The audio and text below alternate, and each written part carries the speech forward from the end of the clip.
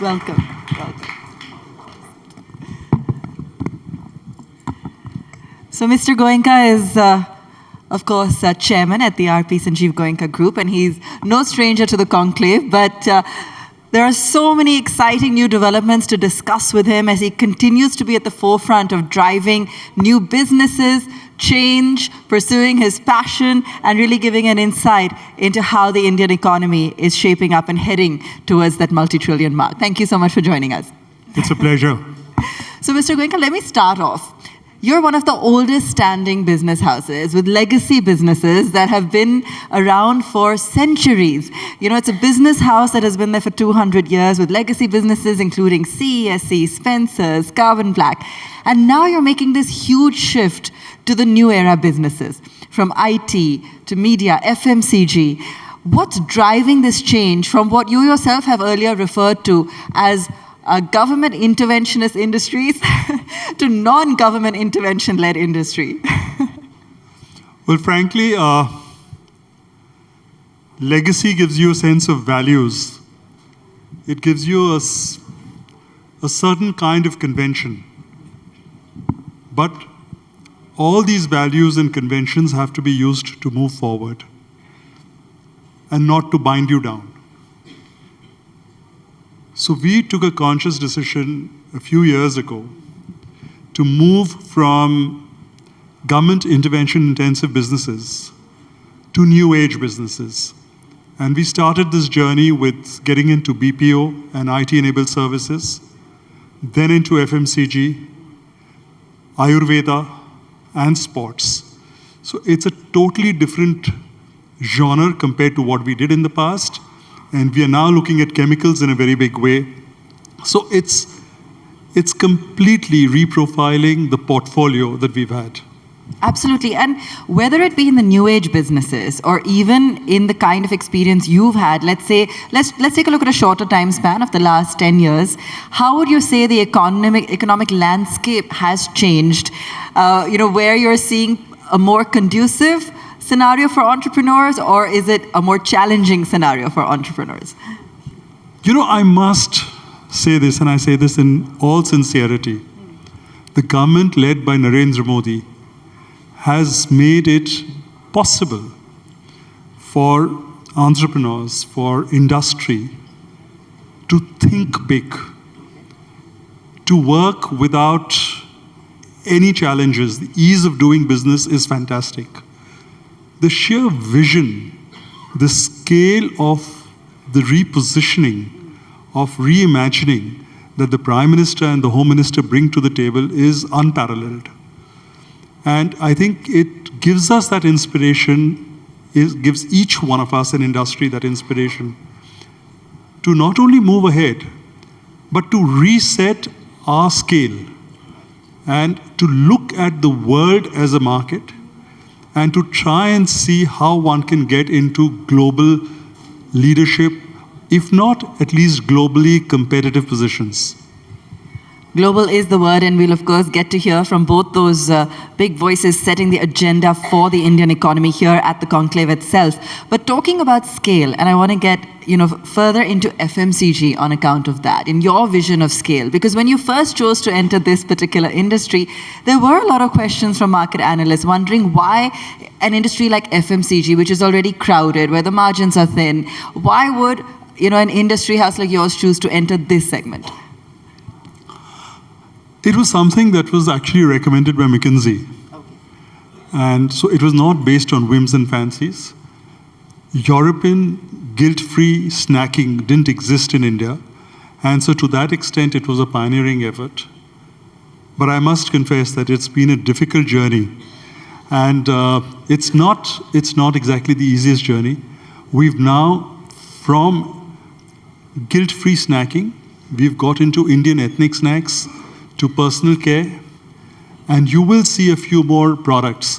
And it's an extension of this which takes us to Ayurveda.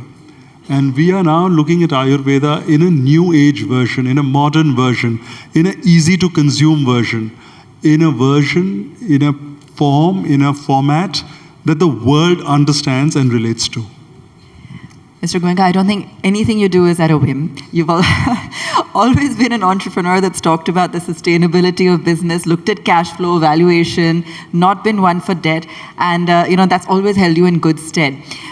Tell us, what would be your advice to entrepreneurs of today who are chasing these high valuations, who are in a completely different game as they explore opportunities?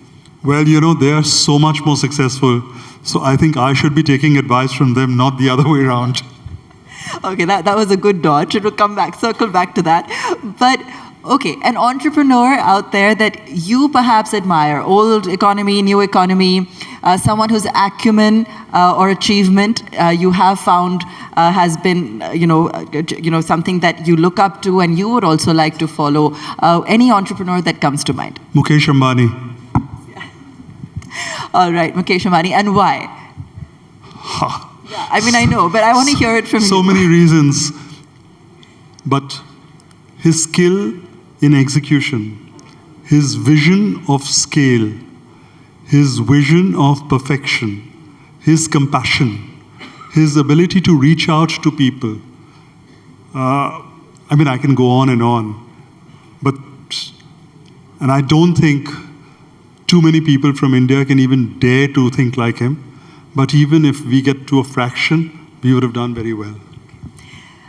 The one area there you did take a risk, and I know sports is a passion, but when you bought the IPL team just a couple of years ago, the Lucknow one, there was a lot of furor around the valuation, what you paid for it, and I think in the last series they came third. So I'm wondering, a year or so later, where we're at in terms of how you're assessing that investment.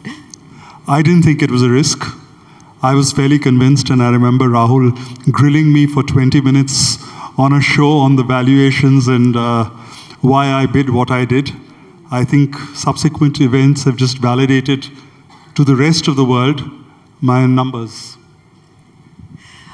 All right, so where do you see the IPL team being in terms of ROI, let's say, in 2 years' time? What are your ambitions for the team? As a team owner and I think there are two roles. One is that of the investment, and I think we already stand at a significant premium to the amount I had bid for. And just a few days ago, there was this fairly large American fund who expressed a fairly strong degree of interest at attractive valuations. Not that we are sellers, not that we will sell, not that we can sell. But having said so, it just sort of validates that it's worth much more than what we bid. One. Two, in any sport, you want to win. And so I've heard lots of people say getting off to the playoffs in the first year was a great achievement. I don't think so. I think in any year, you can't win every year. But the aim has to be to get an aim for the cup each year. And I think the tournament begins 2 weeks from now, and it's going to be our focus to look at the cup. Okay. All the best with that. Talking about risks, though, any risk that comes to your mind that you've taken that's either worked or hasn't worked, but one that you could share a learning from for the audience here? So several years ago, and it was when I was beginning my career, almost beginning my career, I was a young kid, and I bought into this power company in Calcutta. 12 to 14 hours of power cuts. I really had no clue what I was getting into. It was needing an investment of about 10, 11 crores. I knew my father would say no, so I went to my mother. And mothers being mothers and sympathetic and thinking more from the heart than the mind, she convinced my father. And when I went in, my first day in that office, in that building, when I was entering, there were a few thousand workers outside, and they had a funeral pyre. And they had my effigy, and they said that they lit that funeral pyre. And they said, Sanjiv Goenka Murdabad. It was then that the reality sank in. It was a huge risk, 12 to 14 hours of power cuts every day. And if you couldn't lick that, you'd been booted out of the city. That's a risk which worked out and which has paid off handsomely. There are several others which haven't, but I'd rather not think about them. Always look on the bright side. Okay, let's talk about football. That's been a passion for you. How did you get into football? Because versus cricket, there's actually a deeper connection there. And this is something that you've been pursuing for even longer. So I knew nothing about football and this league. And one of my friends who's sitting right here came to me and said, you know, there is this proposal and would we like to partner? And I frankly thought that because it's this gentleman and I hold him in very high esteem, I said yes. But then it became a passion. And I think over the last few years, we've been in the league, in the ISL for 10 years.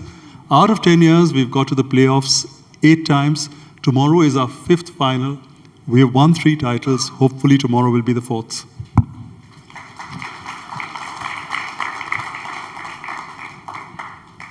Another passion for you, of course, is music.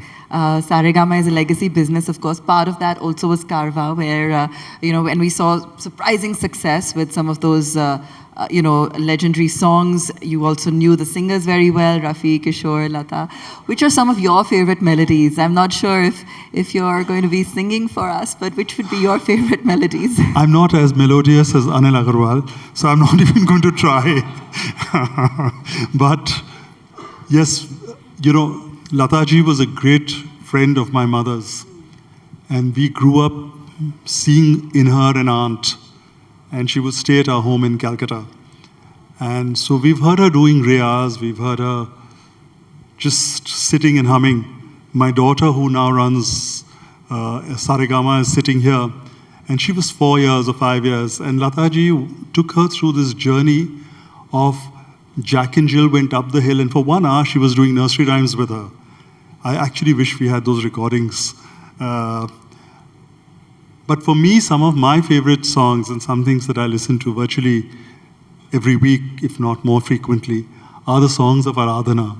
From Kora Kaagaz Tha Ye Man Mera and Mere Sapnon Ki Rani Kab Aayegi. To, and I keep listening to them and I just keep, it's so relaxing, it's so de-stressing.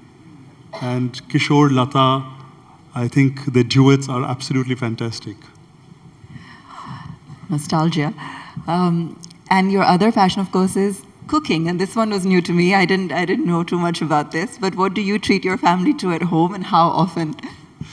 My cooking thing stopped when my daughter got married. I used to cook to spend those few hours on a Sunday morning with her. So my father, my mother, my wife, my daughter, my son, I.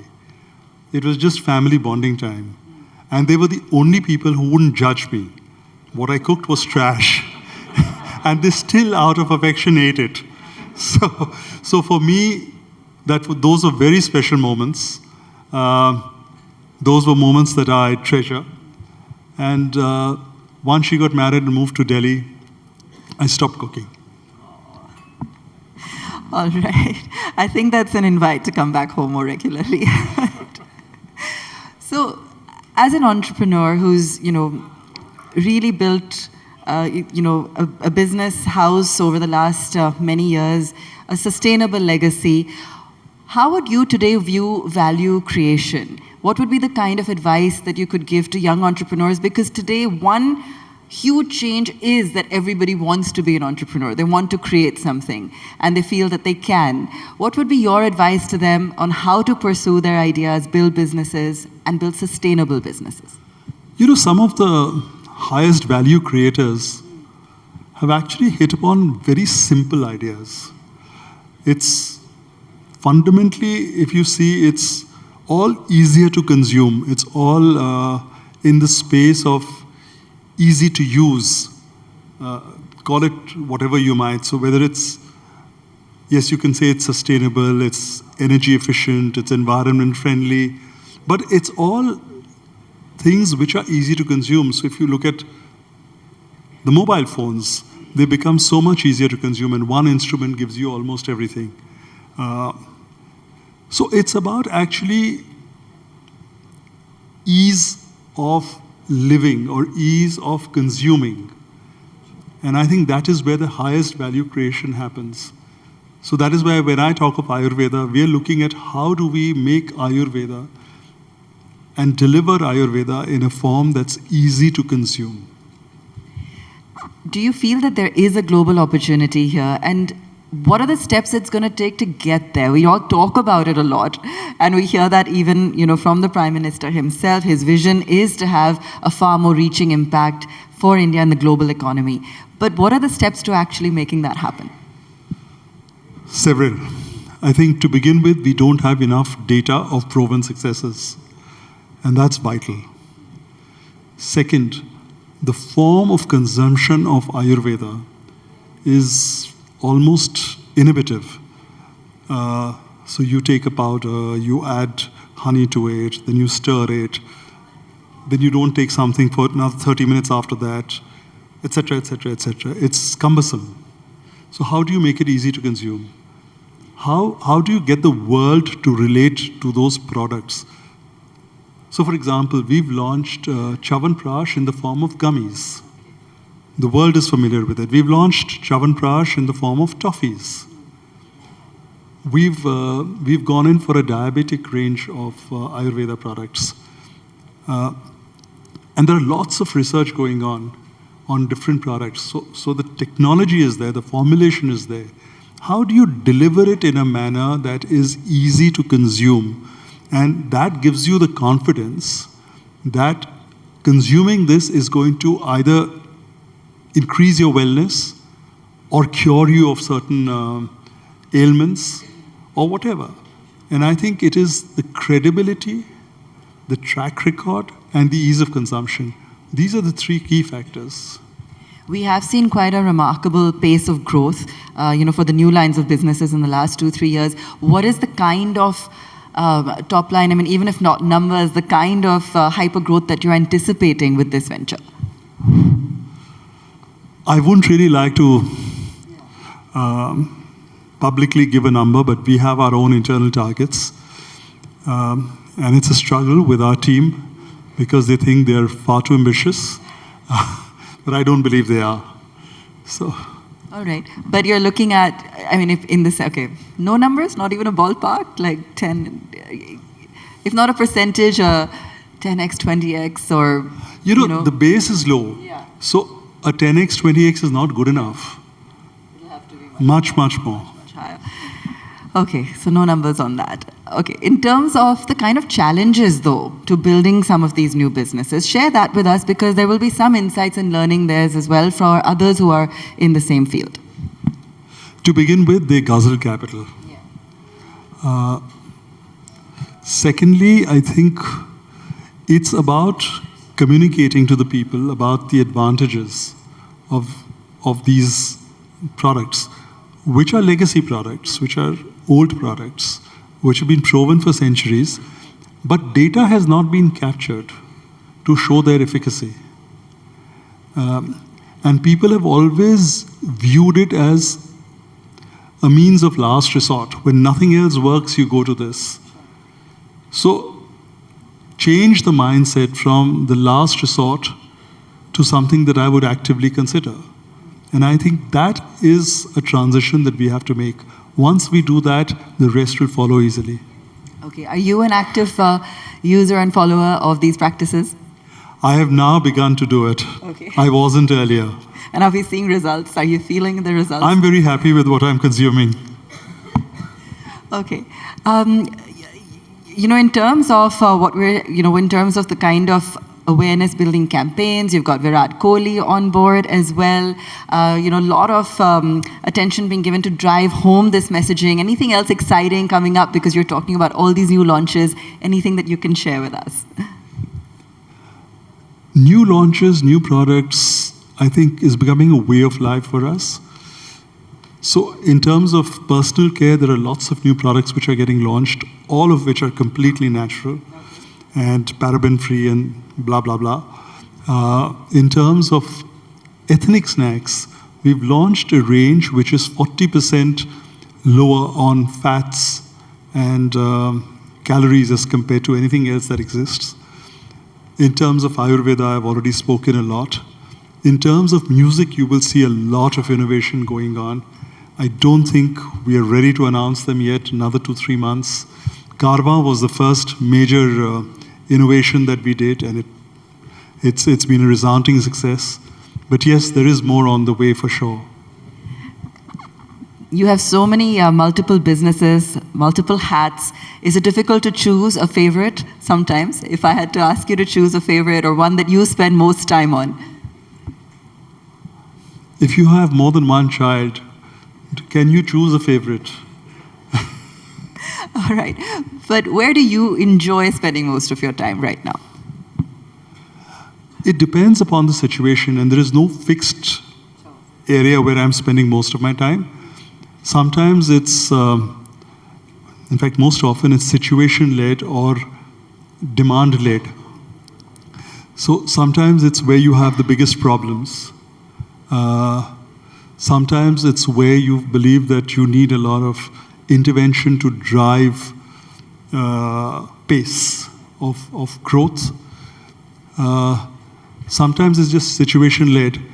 So for example, when the IPL season gets underway, then every day we have a game. I would willingly spend half an hour with my management team and the team. So it varies, it changes. And do you have a favorite player?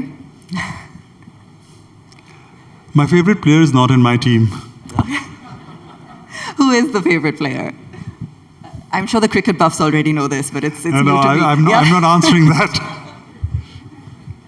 All right, so IPL, football, all of this, of course, is going to be a super exciting season over the next few weeks and how that rolls out.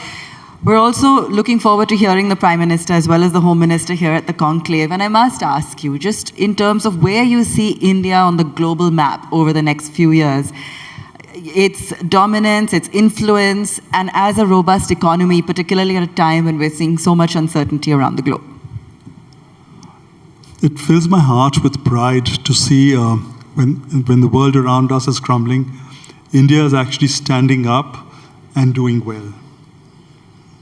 Few years ago, when you went outside, nobody gave an Indian too much respect.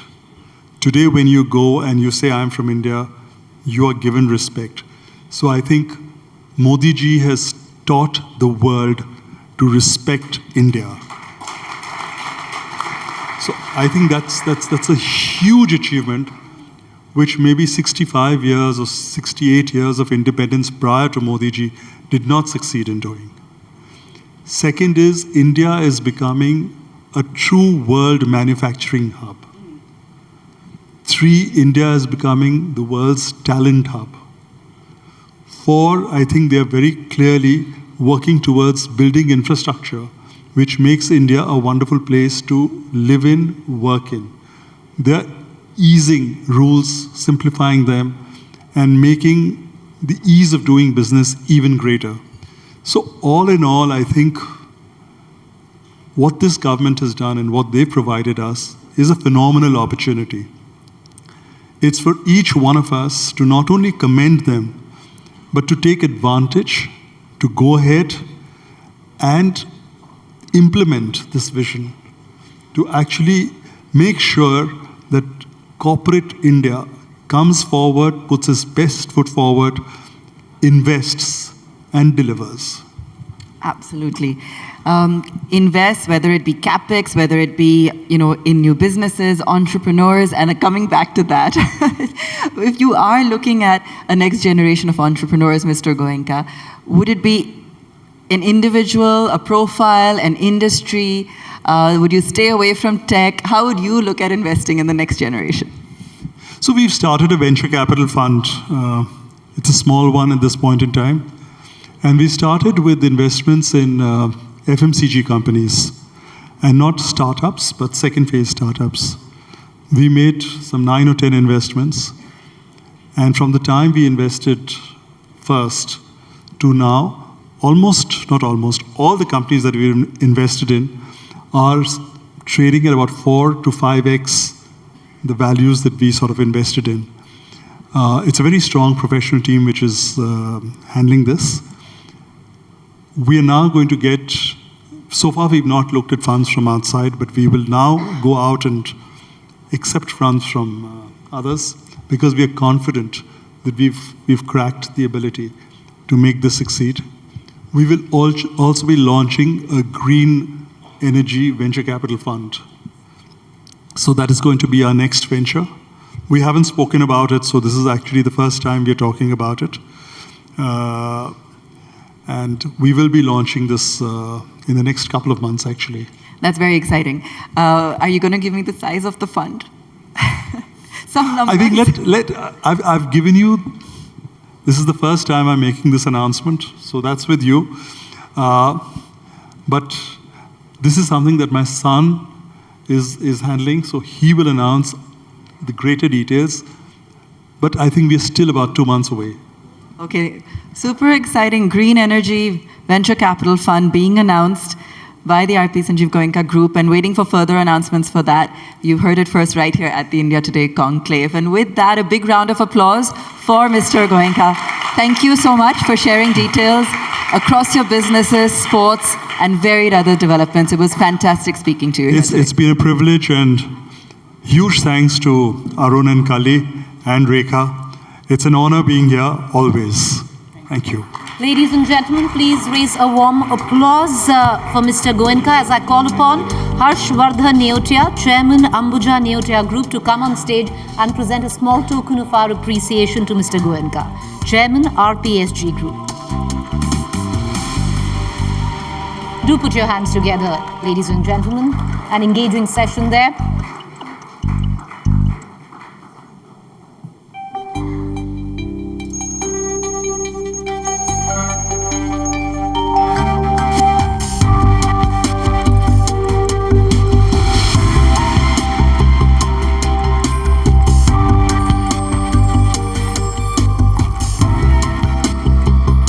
Thank you, sir.